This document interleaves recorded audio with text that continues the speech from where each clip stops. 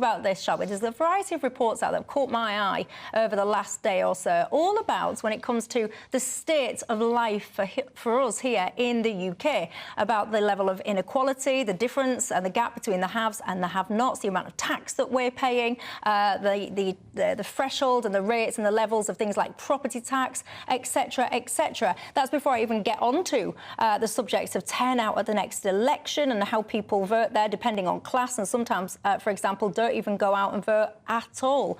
Is this country going backwards, Quintin Letts? No, I don't think so. It's a terrific place to live. I love England. I love Britain. And but you're in the camp of the haves. I am. That's true. But when you go into the streets, you don't get a great idea of haves and have-nots. It strikes me that Britain is a very homogenised country, particularly much more class-wise than used to be the case. We've forgotten a lot of our class hang-ups, thank goodness. I think it expresses itself generationally now. And I think the big divide is housing security. And that, I think, is something that people of my age and younger constantly mention, about how they don't have a sense that they're going to be able to get to buy a house, but also that in the private rented market, that it's just the conditions can often be terrible, that they're far too expensive. And then to add on to that, I think the other thing that makes people feel like the country's not going anywhere is quite literally when it comes to infrastructure. And the sense that the railways and the potholes and just the way of getting around the country becomes harder and harder as it feels that there's not been enough investment in these kind of vital services. In a slightly less mercantile way, though, this is a country where I think there's terrific racial harmony. I've lived in America, and it's a much less happy place for someone to have a mixed-race marriage, for instance. This country is much better on that. But also just the general British sense of humour is a terrific thing still. And I think that there are untold benefits in the British approach to things. For instance, one of which is disrespect for politicians. We chuck pies at our politicians in the way that some other countries don't. And maybe that's a consequence of having a monarch who's not involved in politics, which is a good thing. But I just think this is still a peerless place to be.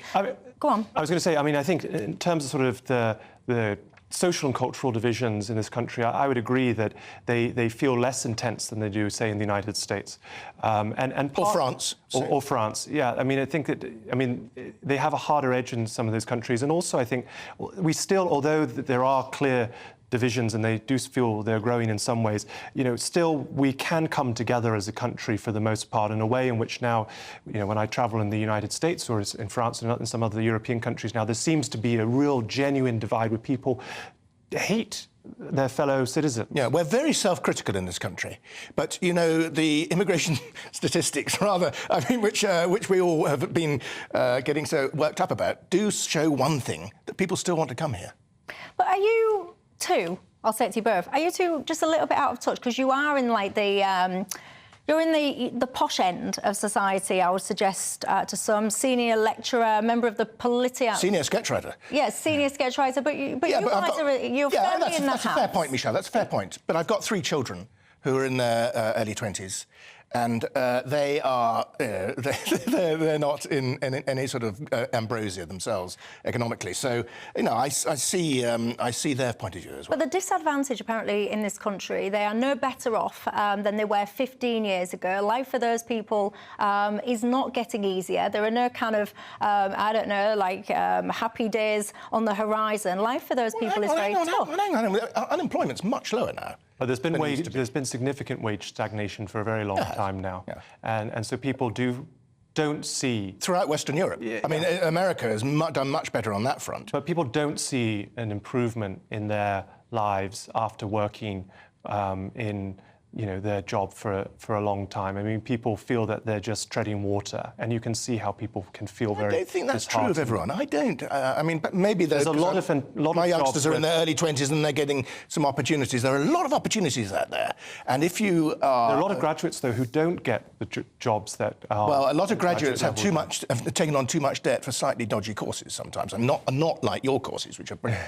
But there are some universities out there that are taking their students arrive, and maybe the kids would be better off not doing those courses. But you said, I found that interesting what you just said then, and you said a lot of graduates are not getting jobs at their level, or words to that effect. I think that one of the problems in society, we'll come on to education before the end of the programme, is that so many people have been pushed into university and fed this kind of illusion that, you know, you're going to have this degree and then you're somehow at a different elevated level to other people, and you've got these kind of illusions of kind of grandeur and you know, I'm not being disrespectful, but you know, degrees are 10 a penny I didn't now. mean to imply that. What I was talking about were jobs that require graduate degrees to do them. I mean, quite often... Which is way too many jobs. Well, see, way too many jobs now, I agree. With a degree. And quite often, it can be actually people who go down the non-degree job, who can get a skill like being a plumber or an electrician, who can actually sometimes do better than the students who have gone to university.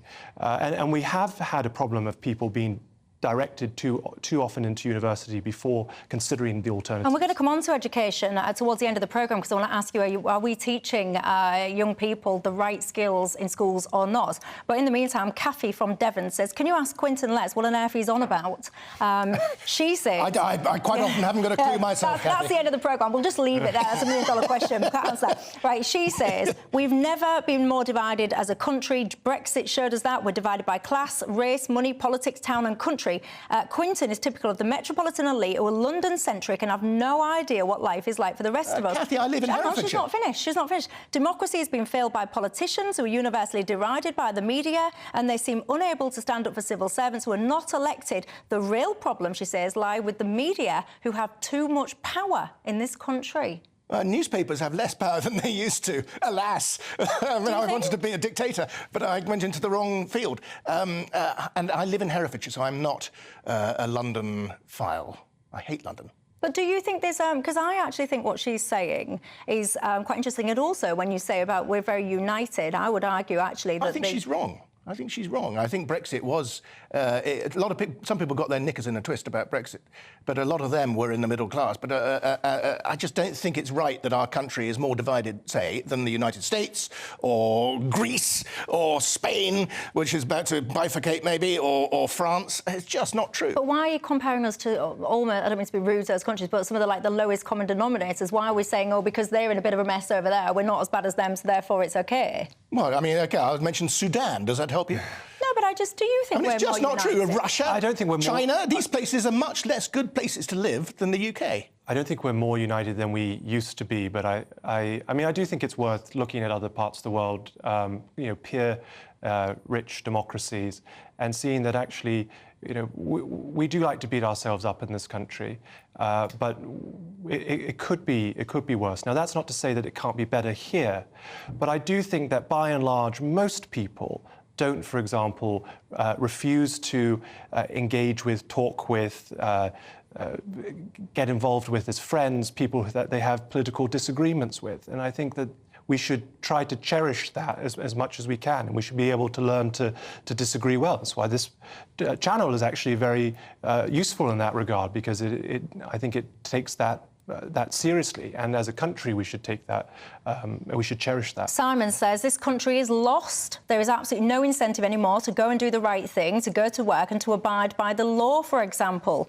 Lee says, I feel sorry for my children and their future, Michelle. When I was a child, we had places like youth centres, towns were bustling with people, you could afford to live, you had things to look forward to in life. How have we become now over the years? What do we really have to look forward to? Our children deserve better than this shambles. That's Lee in Cornwall. That whole point about youth centres and things like that, that does kind of come up quite a lot. Do you think the closures of youth centres and things like that have kind of somehow impacted in terms of progression for young people and their opportunities in life? Or is that an excuse? No, I don't think it's an excuse, and I think that we have seen a hollowing out of the kinds of public services and the way of keeping town centres places that were desirable for people to come and to spend time, so places look shabbier. You know, part of that is, of course, that the nature of, say, retail has changed, and so the kinds of shops that maybe families would have gone to now are not there in the same way. But also, you know, it requires then government to take proactive proactive steps and to try to actually make, if shops are empty, to take them over perhaps, and to turn them into places where young people can spend time and hang out and be in a safe environment. Because if that's not happening, and if people don't come from homes where they have lots of space and places to socialise, then they could be in much less desirable places, and that will be a bad thing. I'd just say to people like Kathy, Simon, and Lee, be not so gloomy. I'd say go places like near me, which is in Herefordshire, as I say, not in London. On a Sunday morning, Ledbury Rugby Club, there are hundreds of kids getting involved. It's a fantastic sight. The trouble is they don't come to church, but I mean, it's just the community involvement there is fantastic. And also the village next to us is a little cricket club, which gets just lots of boys and girls involved in sport, and there are really good things going on. If you just get involved, get out of your house, stop looking at your mobile telephone, and be positive, be optimistic. I agree with that, but people do need the right facilities. They also need to feel that they're in a safe environment, and that's not true across the country. I mean, maybe in some rural areas, that's quite easy to achieve, but often, particularly youth in urban areas, that kind of security and a nice space and so on is actually harder to find than you might think. Yeah, I've got to say, with people watching this, I know some of my viewers, you'll be screaming at your tellies, you'll be telling me that actually there is no real sense of communities in the areas that you live anymore, that your cities, your towns are changing before your very eyes at a rate of speed that you're struggling to catch up with, and that there's not much to look positive about in your area. Claire says, goodness me, I agree with Quintin. Me and my partner have always said this is the best country to live in. People need to stop moaning, get to work, and believe me, we have it better than most countries. We are very lucky, says Claire. Come to our village carol service. Yeah, there then you you'll go. See. Then Let's you'll all move see. where he lives. It sounds absolutely fabulous. Yeah, it is. All of It's our terrific. problems would be gone, wouldn't they? Yeah.